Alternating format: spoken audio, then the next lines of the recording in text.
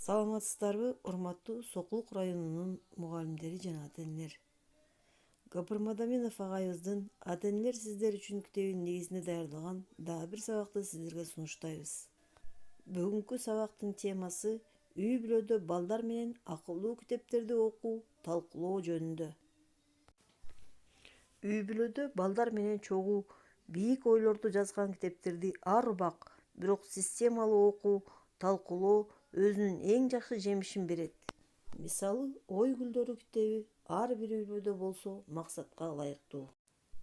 Даанышмандар адамдын мына бул 14 сапатка эгедер болуусун айтышкан экен. Анда эмесе ошол 14 сапатка токтоло кетели. Биринчиси, сабырдуулуктун ээси бол.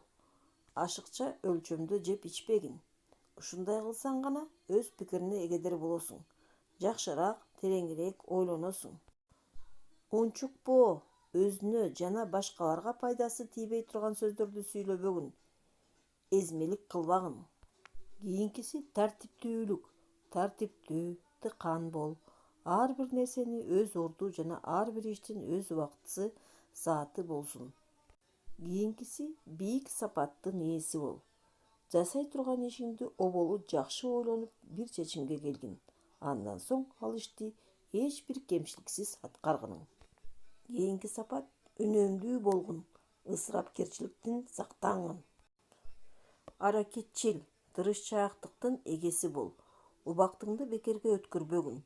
Пайдалуу иштер менен алек болгун. Керексиз иштерден колуңду тарткын. Калыстыкты, тууралыкты туу туткун. Ар дайым туура сүйлөгүн. Туура иштегин. Арам ниеттен өзүңдү сактагын. Дилиң таза болсун. Акыйкатчыл болгун. Чындык, ак сөздү айкын сүйлөгүн. Кийинки сапат токтоолукту сактагын. Ар кандай нерседе орто абалды кармагын. Чийинден чыгып кетпегин.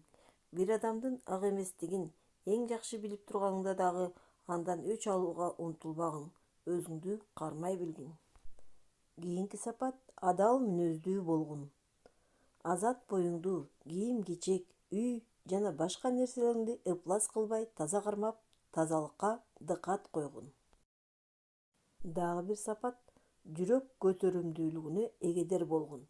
Ар кандай арзыбаган майда чүйдө нерселерге кайгырып, ден соолугуңду бузбагының. Насик болгун.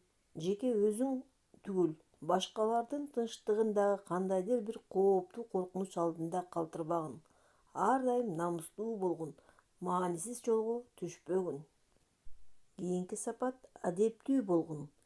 Тарбиялуу аалымдар менен билимдүүлөрдөн өрнөк алган. Көңүл жубатар, кайрымдуу, жумшак сөздүү болгун. Өзүңдү өзгөлөрдөн өйдө тутпагын. Жөнөкөйлүк эң жакшы сапат экендигин эсиңден чыгарбагын. Кең пейилдик өзүнчө эле бир улуу күч-кудурет. Бул кубатка эгедер болгон адам байлыкка, адамдардын мактоолоруна жана кемсинтүүлөрүнө эч качан маани бербейт. Турмуштун өзгөрүп туруусуна деле эч качан кайгырбайт. Ошондой эле дүнүйө мүлкү көп болсо, ага манчыркап кетпейт. Текеберсинип дагы кетпейт. Калайык журттун мактоосуна да түк сүйүнбөйт. Ар дайым бир абалдан өзгөрбөй, өз нугунда өз даражасын жана кадырын сактайт. Кийинки сапат кайраттуулуктун ээси бол. Түрдүү кооптуу коркунучтарга кабылганда адамдын өзүн өзү эч нерседен коркпой кармай билүүсү каармандык болуп саналат. Бул асыл сапат адамды ар түрдүү коркунуч учурунда ылайыксыз иштерди жасап коюудан сактайт. 14 сапат жумшактыкты туу туткун. Ачууланган чагыңда өзүңдү кармай билгин. Жумшактык эң жакшы сапаттардын бири.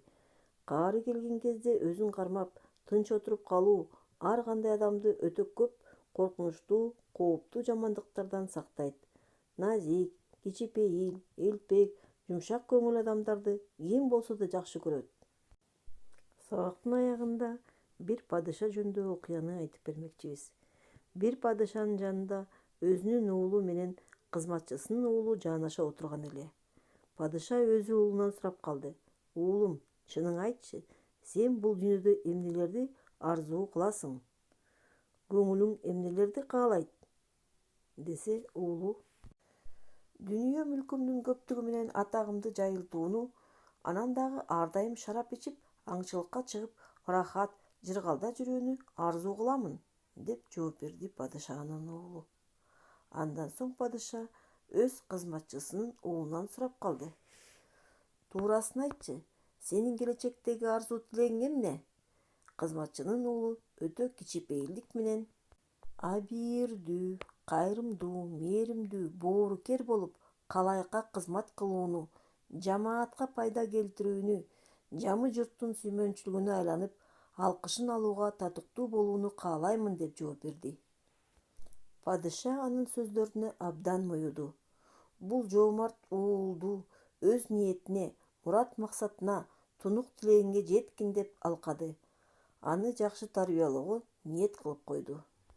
Урматтуу кесиптештер жана ата-энелер, үй-бүлөдө ушундай акылдуу китептерди окуп талкуулоо өзүнүн эң жакшы жемишин берет деген үмүттөбүз. Көңүл бурганыңыздарга чоң рахмат.